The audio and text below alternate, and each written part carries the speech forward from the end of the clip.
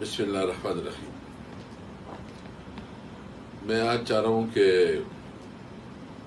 اس وقت تحریک انصاف کے خلاف جو ایک غیر قانونی ان لافل انلیگل جو کریک ڈاؤنز ہو رہے ہیں اور پاکستان تحریک انصاف کو اپنی کنسٹیٹیوشنل رائٹ جو کہ کنسٹیٹیوشن اس کو اظہار رائے کی آزادی اور سیاسی طور پر اپنا نقطہ نظر پیش کرنا اور قانون کے اندر رہتے ہوئے اپنی جدوجہد جاری رکھنا اس سے بھی محروم رکھا جا رہا ہے۔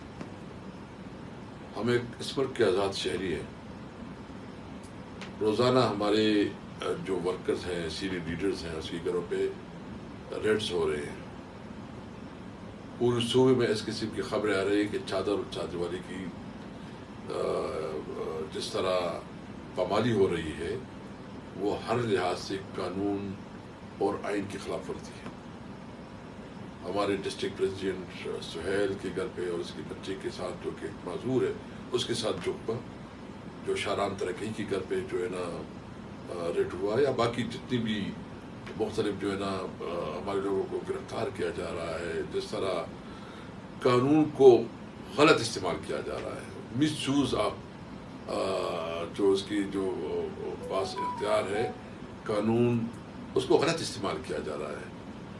چاہیے تو یہ کہ اگر یہ لوگ چاہتے ہیں کہ پاکستان ترقی کرے اور اگر یہ چاہتے ہیں کہ پاکستان جو ہے نا آگے بڑھے، تو اس کے لیے تو ضروری ہے کہ ملک پہ قانون کی حکمرانی ہو، قانون کی بالادستی ہو، ہر شہری کو جان مال کی تحفظ حاصل ہو، ہر شہری کو یہ احساس ہو کہ وہ اس ملک کی برابر کی شہری ہے، کوئی کسی کا غلام نہیں۔ کیا تحریک انصاف نے کون سا ایسا گناہ کیا ہے کہ اس کی پاداش میں اس کو اپنی بنیادی جو حق ہے، جو کنسٹیٹیوشنل جو اس کو پروٹیکشن ہے، اس سے محروم رکھا جا رہا ہے؟ کیا بنیادی؟ اور یہ جو ابھی الیکشن کے لیے ایک میدان بنایا جا رہا ہے اور اس میں پلان ہے کہ تحریک انصاف کو باہر رکھا جائے، کیا یہ اس قسم کی اقدامات سے پاکستان میں استحکام آئے گا؟ کیا اس قسم کے اقدامات سے پاکستان میں ایڈجسٹمنٹ ہوگی؟ کیا یہ ماحول ایسا بن جائے گا کہ سیاسی استحکام آئے گا؟ اس لیے ہم چاہتے ہیں کہ اس ملک کے اوپر رحم کرے، اس ملک کے مستقبل کی بہتر مستقبل کے لیے ضروری ہے کہ ملک میں قانون کی حکمرانی ہو، سب کو اپنی رائے کے اظہار کی آزادی ہو، کسی کو جو ہے نا لانا، کسی کو نکالنا وہ عوام کا حق ہے۔ عوام فیصلہ کرے گی کس کو لانا ہے، اس نے عمران خان کو لانا ہے یا کسی اور کو، فیصلہ ہوگا۔